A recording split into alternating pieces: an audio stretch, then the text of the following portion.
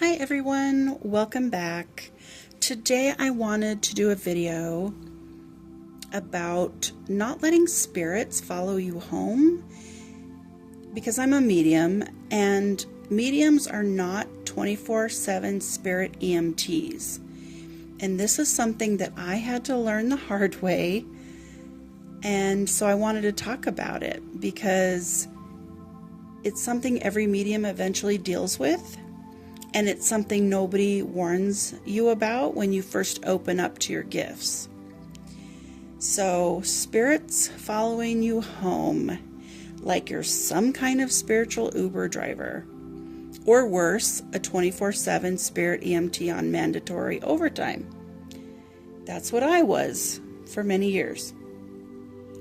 And listen, I love helping spirits cross over.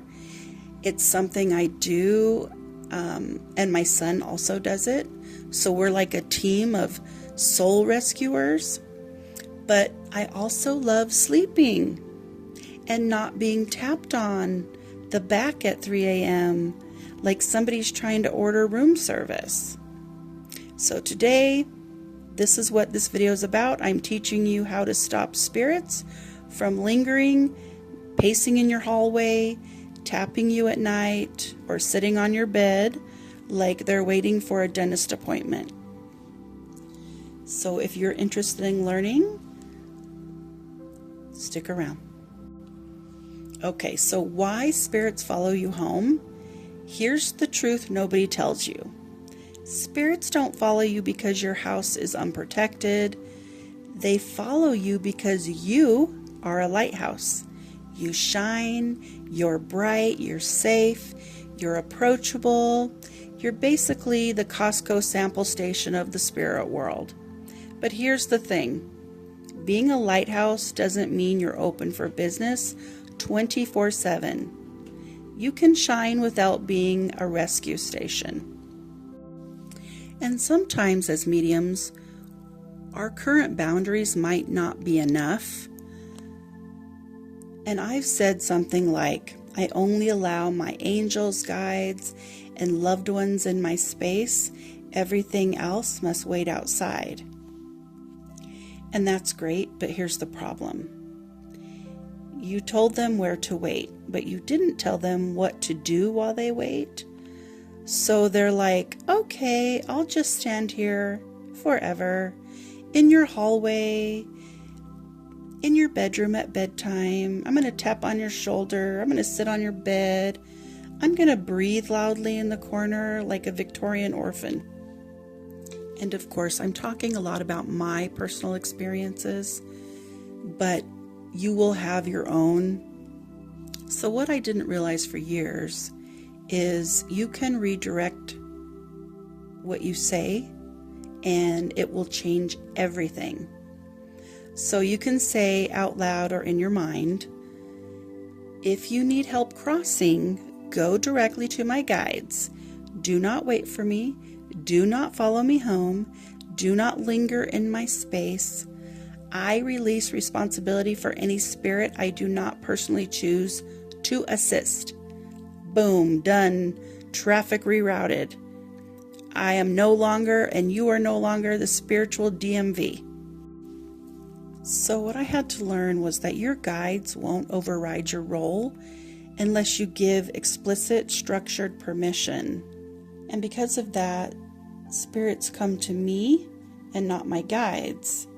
My guides won't step in unless I release that responsibility, delegate the task, set a boundary, and give them the authority. Otherwise, they assume that I want to handle it as the medium. So the way I said it to my guides before was, if there's a spirit who needs my help crossing over, you need to cross them over on my behalf. But because I said it like that, it left a loophole. And that's why the phrase told my guides, this is my job.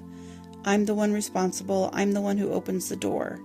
So the guides will not override me because I framed it as my task, not theirs. So I hope that makes sense. We're going to move on. Now, my son and I would get overwhelmed at night especially at bedtime. That's when our minds calm down, and that's Spirit's favorite time to try to get your attention as a medium, because during the day we're just so busy and active and wrapped up in our own crap that when we finally lay down and relax, that's when they're like, hey, remember me? I'm waiting. I'm here.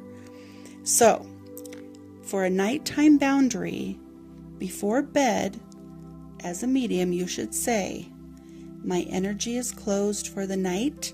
No communication until morning.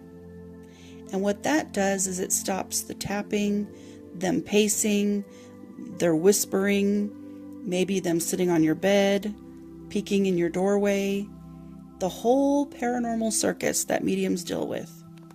So if you're somebody that this happens to you, and maybe you haven't even acknowledged the fact that you're a medium, and you probably are. So hopefully that'll help you. Because if you don't understand what's happening, it's scary. It can be really frightening, especially for children who are mediums and they just don't understand their ability yet, or they don't understand how to create good boundaries. Okay, so we're going to move on to the next topic, which is stopping spirits from following you home. So a good thing to say when you leave your house is, no spirit may follow me. If you need help, go to my guides now. And of course you can repeat this if you're at the store, in your car, but you need to say that. No spirit may follow me. If you need help, go to my guides now. And that will prevent the hitchhikers, the tag-alongs, the I saw you at lunch and now I live here spirits, the ones who think you're their emotional support human. Because trust me, I got that everywhere I went. And so did my son. So if I'm getting that, you know it's happening to other mediums and other people who are very sensitive to the spirit world. So this is what I'm teaching you today, so you can start taking control of your own gifts. So here's a boundary for when you go to bed. We'll call it the bed rule. You can say, no one may sit on my bed or be in my bedroom unless invited. This stops heavy human spirits, confused wanderers, the ones who plop down like they're waiting for a bus, the ones who think your mattress is the lobby. And I know this sounds crazy, but this was happening to me and my son almost every night. And that caused a lot of sleepless nights for us. That's why I'm doing this video today, because I think it's really important that we all learn that we are the ones in control, not spirit. We are the ones in control. So I need everybody to have a reality check here.